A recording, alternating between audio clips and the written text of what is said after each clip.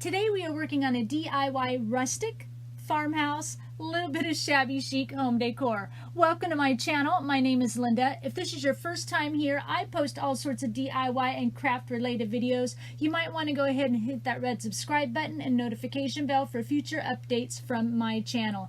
Today's project we will be focusing on using product from Reneabouquets.com, so let's get started. I'll be using the decorative board down below, and then what also that I have here is a piece of paneling board. A friend of mine gave me quite a few leftover sheets of this, and I didn't want to take this piece out to my garage just to cut it in half, so I'm using my craft knife, taking several swipes back and forth, bending and flexing it till I get the cut that I want. And I chose this board because I do like the wood grain look, and I thought it would be perfect for the project today. And now, of course, I'm just sanding off all the rough edges of both pieces. Got to make it look nice. Set that aside. And what I have here is this bundle of these sticks I got at Habitat for Humanity last year for $1, and I'm going to cut them down into the sizes I need to build the letters for our project today. Now, I originally saw this project on Pinterest. Really cute project. It was just made out of wood. It spelled the word love, and then for the O it had a metal shaped heart.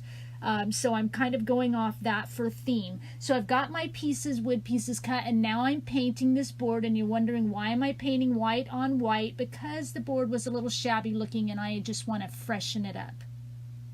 Now I'm going to kind of stain my wood pieces. I'm starting off for the letter L with this antique wax, and I'll paint it on, and it is water-based because you can see here I kind of got it a little bit thick, but I'm able to just spray it down with water from my spray bottle and, you know, a wet paper towel, and I just keep repeating that process till I can get it to the lightest shade possible.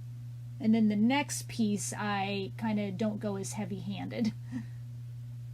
And then once you dry it, it dries really light too. I use my heat tool after all these pieces and dry it, and then that lightens up all the waxes and paints and things that I'm using on these. And I'll use 3 different colors today.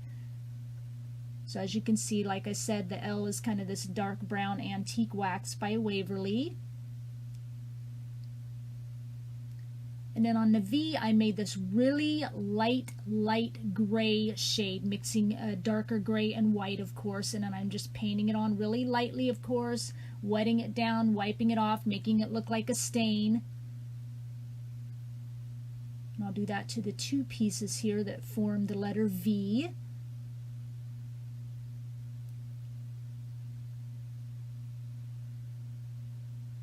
I really wanted just light neutral colors today, except for the brown. It's a little dark, but I thought it matched in really nicely.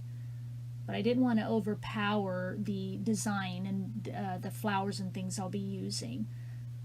Drying it here, so my heat tool you can see. And then we'll go in on the letter E, and I'm just going in with some plain white chalk paint. Again, really light-handed around the edges. I don't bother painting the back. You don't really see much of it on the back.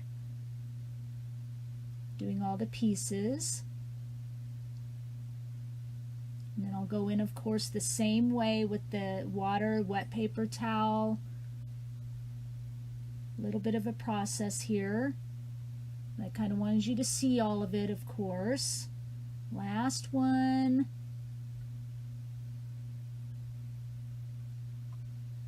You can see by looking down just how light it is. You could choose to leave it just, you know, plain wood. That would look just as cute. So once I get done doing all my colors, now I'm going in and I'm just kind of sanding everything down. I want it to look all nice and smooth. This wood that I have is pretty rough looking, so, you know, I still want that detail, but I also want it a little bit more smooth as well. So we're going to go in and start assembling. I'm going to lay down these wood grain panel boards first, because I didn't want to cover the whole board on the bottom. I wanted to leave that detail of the center and that detailing of the bottom edge. So, but I just wanted a little bit more color, so I thought these little panel boards would be perfect. Just got to get my ruler in there. Those who've been with me a while, you know I like things all nice and straight if possible. All nice and even. I eyeball a lot of it, but I still come in with the ruler and just double check my eyeballing. Get this glued on. And plus that panel board is really light color too, so it doesn't detract from the design that we'll be putting on the top. But it gives me that wood grain look that goes in with the wooden letters and things like that. Boy, I just keep checking and checking that, don't I? All right, let's come in with our letters. I'm going to kind of start to assemble a little bit, figure out where I need my pieces to be, make sure everything, I'm going to add actual screws, make sure everything is thick enough to house the length of the screws. And I'm just gluing down just a little bit to hold it in place, and then I'll go in with the screws. The screws are more going to be decorative, and so that's why I'm kind of putting the glue on as well. And I've kind of marked off camera how I want my letters to lay, and I'm just kind of going in and erasing where I mark so none of my lines show. I've got my V down there. I had to cut a little bit out because, as you can see here, I keep getting my head in the way. It's been this way for the last couple of videos all of a sudden.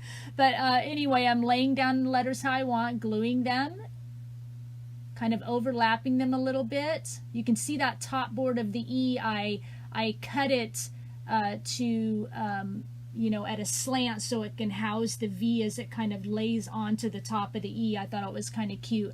And then I'm going in and just adding some screws for, again, for just decorative, and it does kind of help keep the letters together. But I wanted this piece to have like an industrial look, as well as you know, that rustic and that shabby and that farmhouse. So I loved the look of the screws on the original piece that I saw on Pinterest, so I wanted to kind of add that detailing in here as well. I end up changing the screws on the V because they were just too big. It actually split my wood, so off camera I had to go ahead and cut another piece and add smaller screws.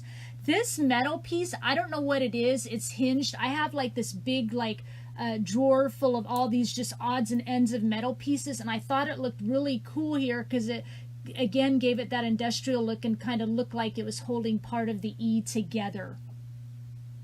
So now I'm going to go in and, you know, add glue to the main pieces that will glue down to that bottom board.